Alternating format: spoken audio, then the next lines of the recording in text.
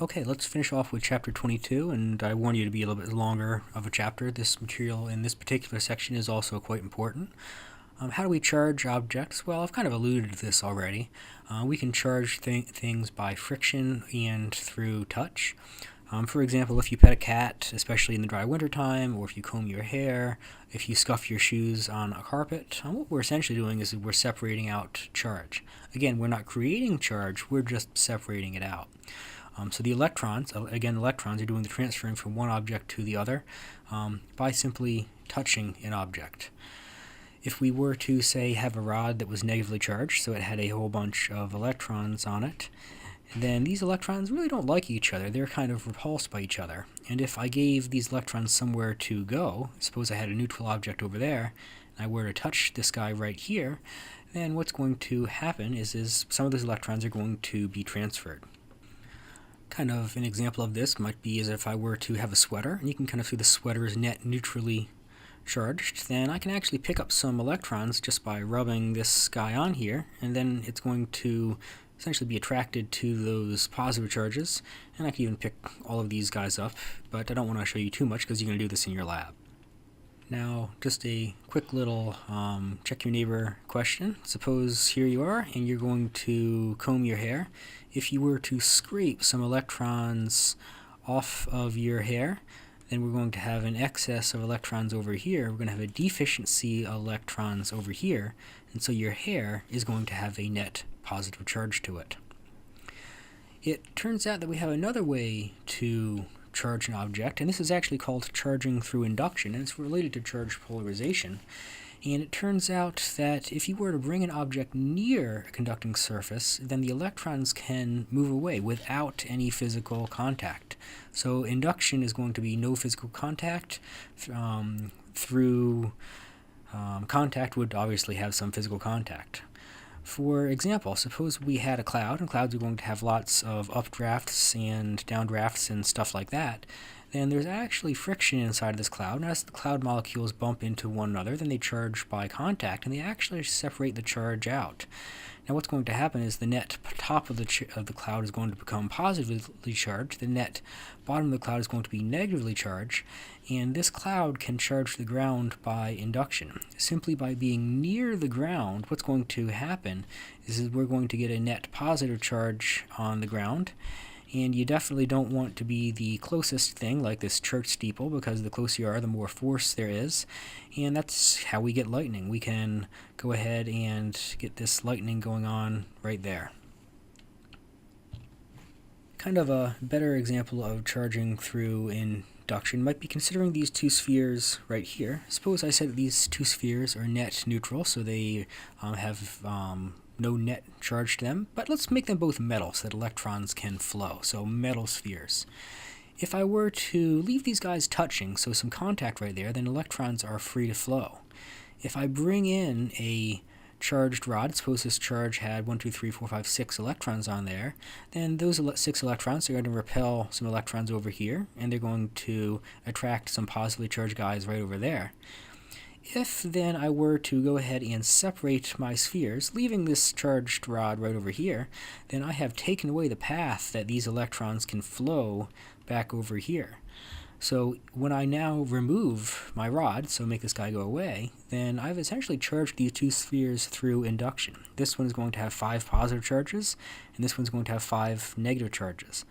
The rod did not need to physically touch either one of these spheres for this to occur. Now, this is actually what's behind that thing called charge polarization that I talked about in the last lecture. We know if we rub our hair with a balloon, then it's going to get a net charge to it. And if I were to bring that thing up against a wall, then it's going to stick, probably not telling you anything that you don't already know. Now, what's going on is we've actually induced an opposite charge on the wall, and actually this does not need to necessarily work with a metal object. It could work with an insulator, which drywall is pretty much. Kind of what's going on is this drywall is made up of a whole bunch of different atoms, and this atom right here, and this atom right here, and this atom right here, even if they are insulators, even if they don't have free electrons to wander around, the charge can still separate out inside of these atoms. The electrons can tend to run to this side, and that's going to leave a net positive charge over here. And so what we have is we're going to have something called charge polarization, again the separation of charge, again through induction. What's going on is closeness wins. The positive charges are closer to this negatively charged balloon, so there's going to be net force of attraction, kind of like this and kind of like this. So what this kind of says is a positive object can attract a negative object. A positive object could also attract a neutral object.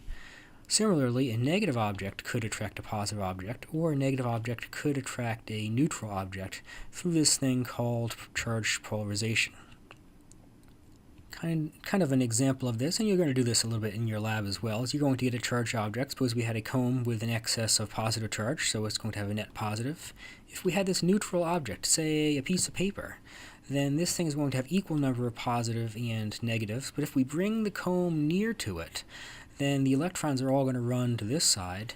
We're going to have a net positive charge over here. The closer one wins. The force of attraction from the negative ones is larger than the force of repulsion from the positive ones, and what's going to happen is there's going to be a net force of attraction between the comb and the piece of paper. So again, closeness wins, and charged particles can attract neutral objects.